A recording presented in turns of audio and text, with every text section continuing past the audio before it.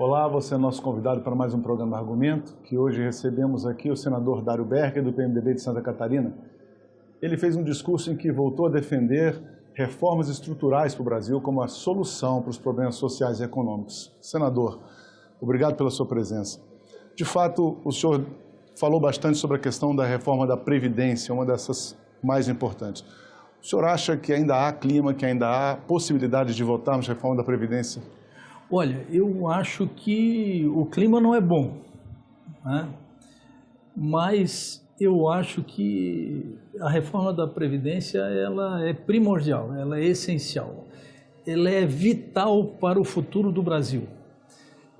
Você veja bem o seguinte, os dados hoje dão conta que esse ano nós vamos pagar de benefício para a Previdência Social em torno de 750 bilhões de reais. Desses 750 bilhões de reais, 250 bilhões de reais é de déficit. Ora, se nós estamos lutando sistematicamente para diminuir o rombo das contas públicas, que é de 139 bilhões de reais, significa dizer que se nós conseguíssemos resolver o problema da Previdência Social, nós teríamos ainda alguns bilhões de reais para fomentar o desenvolvimento econômico, para investir em segurança, para investir em saúde, para investir em infraestrutura, para investir em educação. Portanto, não é uma questão de desejo, é uma questão de necessidade. Nós precisamos rever isso. O mundo inteiro já fez essa revisão, evidentemente que passou por conflitos, porque não é fácil fazer essas reformas, mas a bem da verdade é que hoje nós estamos vivendo muito mais do que nós vivíamos no passado, né?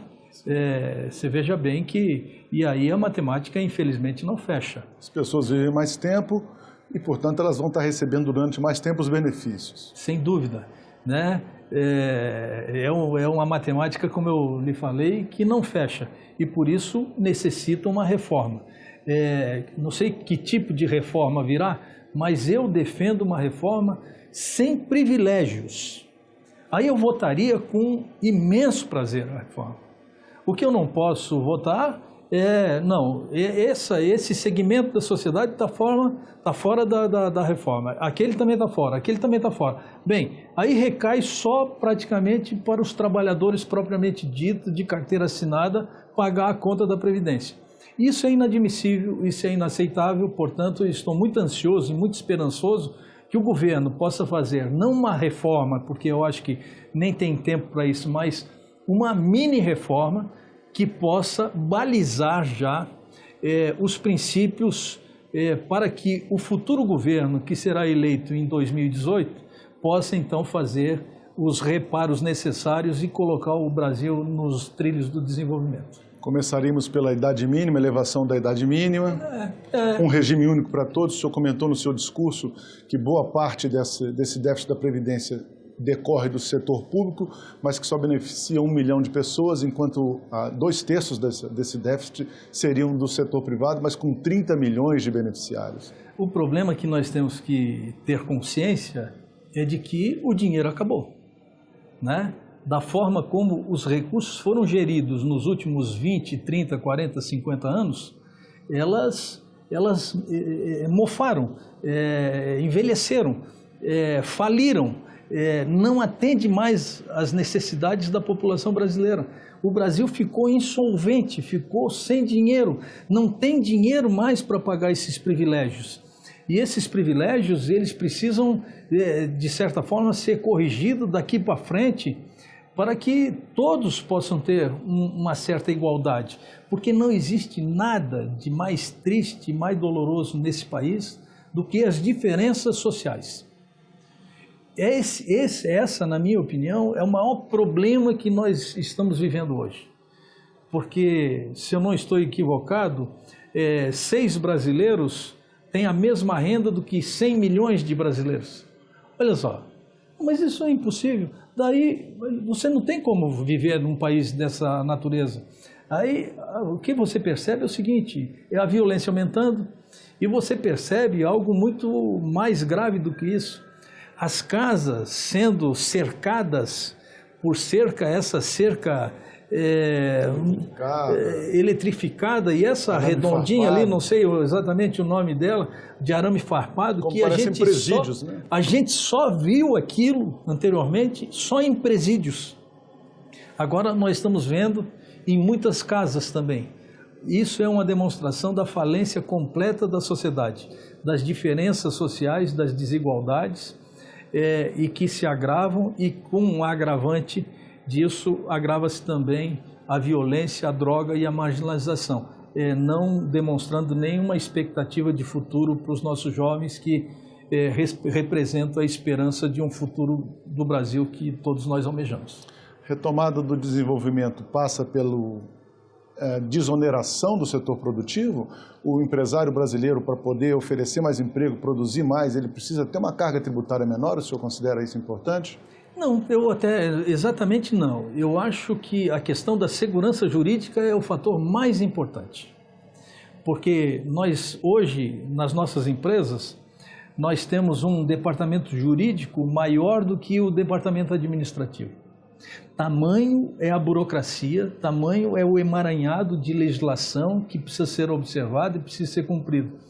E tamanho é a voracidade e a insensibilidade, muitas vezes, de quem fiscaliza isso, colocando em risco, inclusive, a vida dessas pessoas e dessas organizações. Das empresas. Né? Então, você vê o seguinte, nós estamos vivendo um momento de intolerância, de insensatez, de agressividade, e que isso, infelizmente, inibe quem tem recursos para investir.